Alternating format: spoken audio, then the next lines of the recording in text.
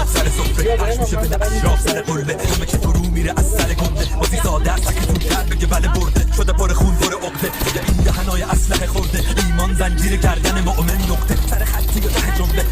رسانه ها همه زردن تیتر رو میگن کلیکم کن کلیک واسه مبارزمو میفروختن بلیت توده ها شما میخوان این درگیری به نظر شما این داره تأثیری به سیاست سرگرمی سر پیری بچه ها خوشحالن با خبر تعطیلی زنده ها شلمک چند سایه تأثیری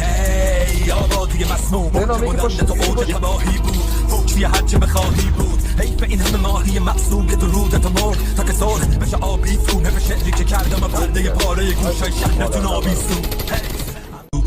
خون مهتاب سر سفره پش میشه به اطراف سر قلبه همه که فرو میره از سر گنده بازی ساده است که زودتر بگه بله برده شده پر خون پر عقده دیگه این دهنای اسلحه خورده ایمان زنجیر گردن مؤمن نقطه سر خطی و ته جمله رسانه ها همه زردن تیتر رو میگن کلیکم کن کلیک واسه مبارزمو میفروختن بلیت توده ها شما میخوان این درگیری به نظر شما این داره تأثیری به سیاست سرگرمی سر پیری بچه ها خوشحالن با خبر تعطیلی زنده ها شلمک چند سایه تأثیری هی آبادی مسموم بلند تو اوج تباهی بود فوقی هر چه بخواهی بود حیف به این همه ماهی معصوم که تو رودت مرد تا که صلح بشه آبی فرو نفه شعری که کردم پرده پاره گوشای شهرتون آویزون